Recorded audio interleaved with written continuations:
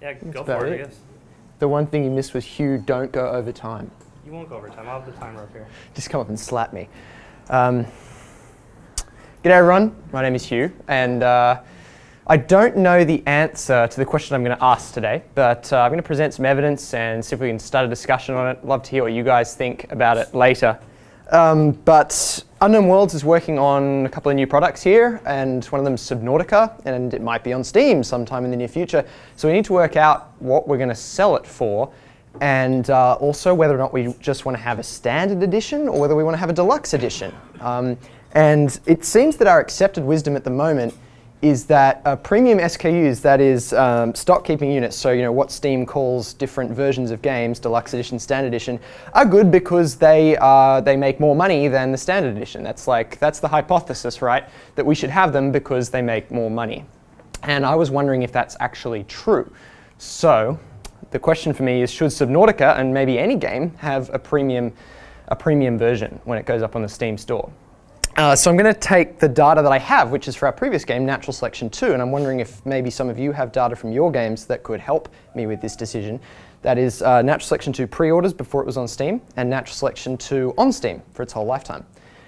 So while Natural Selection 2 was on pre-order, this was way back in 2010, before it was on Steam, it had two SKUs.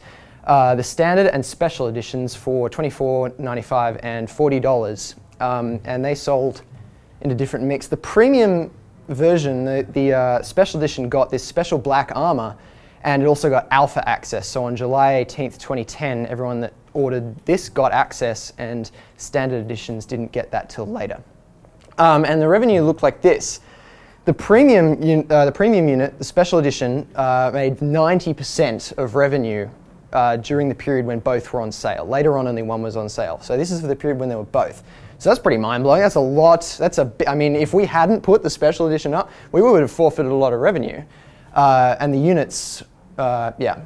But the point is, if you took every unit that we sold in special edition and hypothesized that someone would have still bought NS2, but bought it as the standard edition, our revenue would have been 82% lower, which probably would have had a significant effect on whether Natural Selection 2 ever got made, because it was those pre-orders that decided whether or not it's going to be made. So very good decision by Max, Charlie, Corey, and Matt to put up a special edition. The next case study is lifetime revenue on Steam. So this is everything from when Natural Selection 2 launched on Steam to today. And we have two SKUs up there, the standard edition for $24.99 again, and a premium deluxe edition for $40. And the deluxe edition on Steam gets deluxe armor, PDF artbook, a soundtrack, and assorted other artwork. So it's roughly similar to the special edition that we sold way back when. But the revenue looks very different. Yes, sorry, I thought for a moment I got this the wrong way around. But 18% of revenue came from the premium SKU, and 17% of units. And those clever mathematical cookies among you will go, what? How can the units and the revenue look so close? The reason is there's a big difference in the number of 4-packs sold with each. And in these numbers, a 4-pack is counted as one unit. So 7% of all standard editions were 4-packs and 2% of all deluxe editions were 4-packs. So that's why you get that discrepancy. But the same factor for being on Steam was 4.6%. So if you assume everyone that bought a deluxe edition would have still bought Natural Selection 2, but as standard, we would have had 4.6% less revenue. So this one seems a little less clear-cut. And that makes me wonder, because more money doesn't mean more profit. This is very, very important for us all. We want to have sustainable businesses that can we can have happy employees and happy customers for the long term. You need to make profits. And if we're just earning a little bit more revenue by doing something else, it might not be the case that we're actually being more efficient as a business, and we might actually not be making our customers more happy, because there's a lot of costs to doing a deluxe edition. In the case of the deluxe edition on Steam, there's the cost of designing it, which is concept time for the armor, the art book, the sound, not the sound of the soundtrack, because that's already made, but there's design time.